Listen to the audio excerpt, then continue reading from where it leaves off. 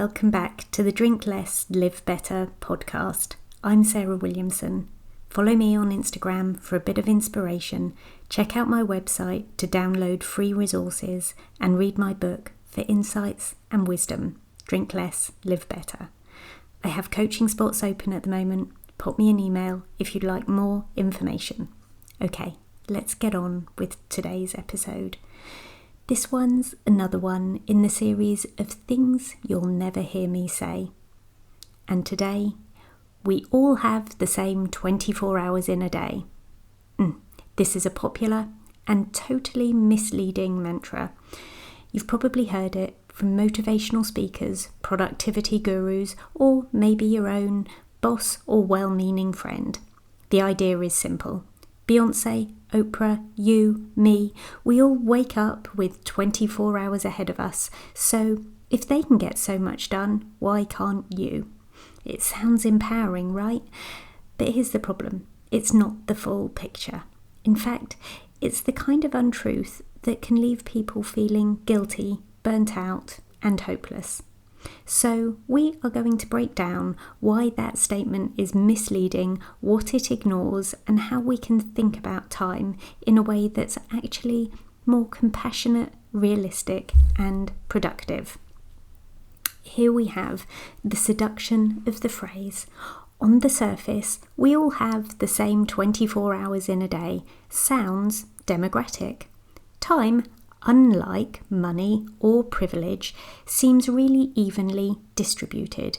Everyone wakes up with a blank slate each morning. You cannot buy more minutes in a day. Well, at least not directly. So, in theory, we're all playing the same game with time. This is why the phrase shows up in our hustly culture. It feels like tough love. It suggests that success is simply a matter of discipline.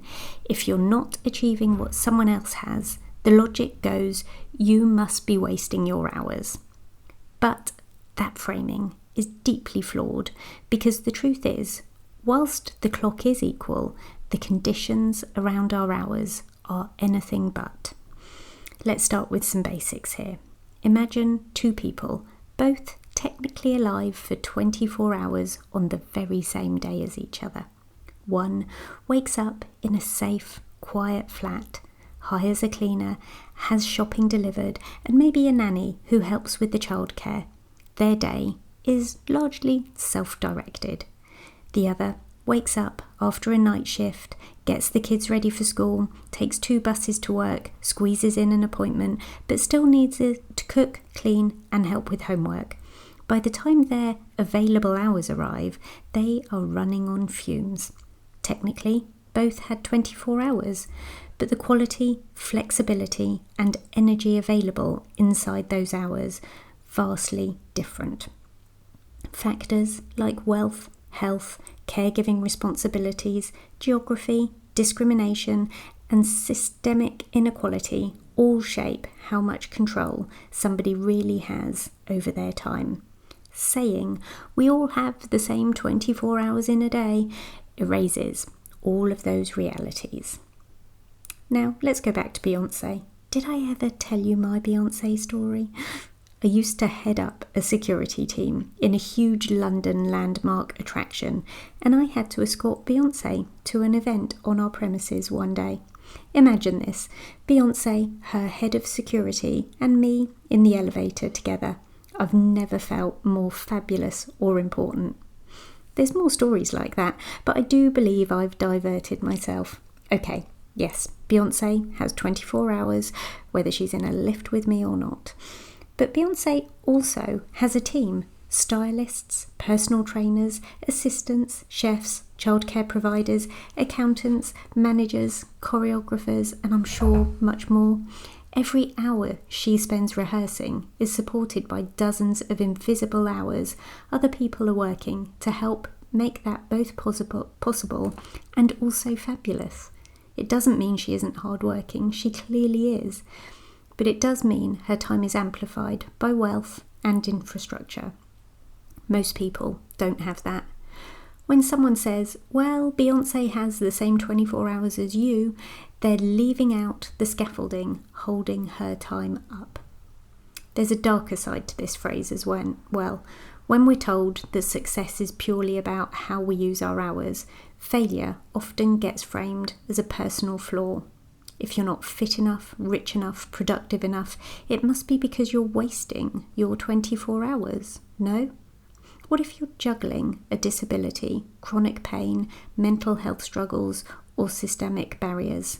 That guilt can compound the exhaustion you already felt.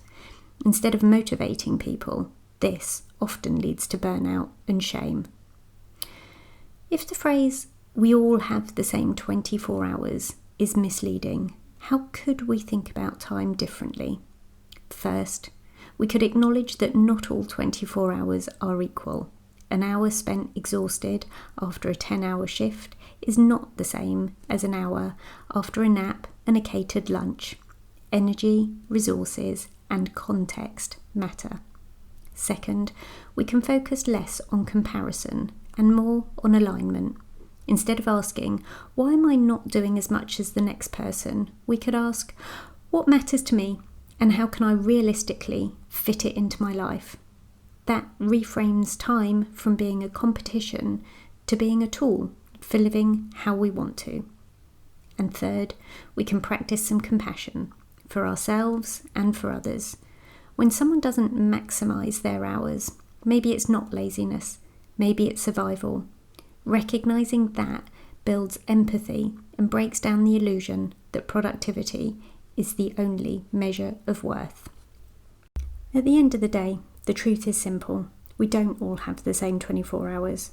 We have 24 hours shaped by privilege, responsibility, health, and circumstance.